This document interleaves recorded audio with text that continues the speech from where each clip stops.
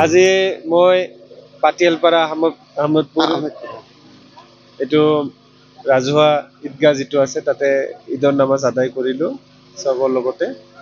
তো আজি পবিত্ৰ ঈদৰ দিনাখন মই চবকে গোটেই বিটিআৰবাসী ৰাইজ অসমবাসী ৰাইজ চবকে মই শুভেচ্ছা জনাইছোঁ।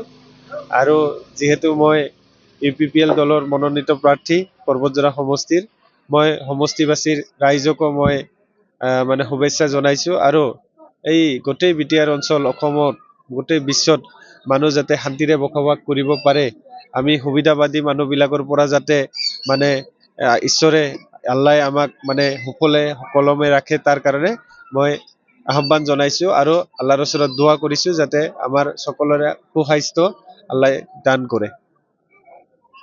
যেহেতু 9 তাৰিখতে নিৰ্বাচন,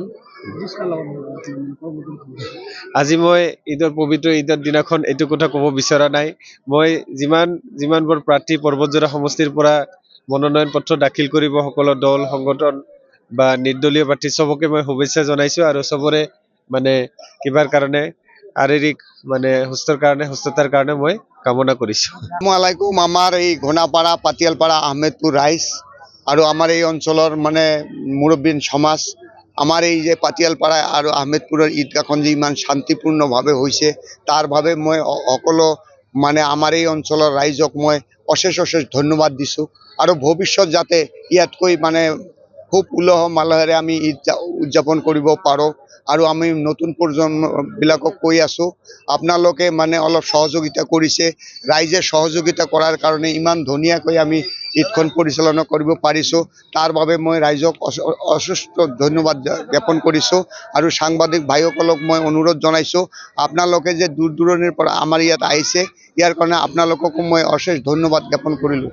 আৰু মই ক'ব বিচাৰিছোঁ যে ভৱিষ্যত যাতে ইয়াতকৈ ভাল শান্তিপূৰ্ণভাৱে আমি ঈদগাহখন পালন কৰিব পাৰোঁ, তাৰ বাবে আল্লাহৰ ওচৰত আমি প্ৰাৰ্থনা কৰিছোঁ আৰু কৰি থাকিম।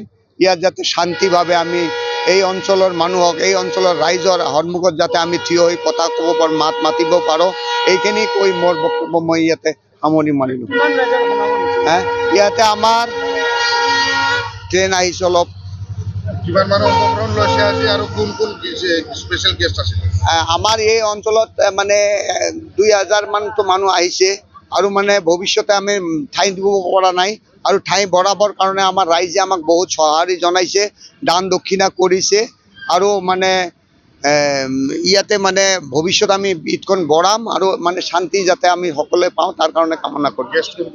গেছ আহিছে আমাৰ এই UPPL ফালৰ পৰা, আমাৰ এই যে পৰ্বতজৰা কেণ্ডিডেট আয়ুব হোসেন মণ্ডল, আৰু মানে কালি ৰাজু নাৰ্জাৰী আহিছে UPPL সাধাৰণ সম্পাদক, তেখেত আহি গৈছে আৰু আমাক অশেষ মানে সাহস দিছে আৰু কি, যে এই অঞ্চলত মানে মানুহবিলাক শান্তিপূৰ্ণভাৱে আছে।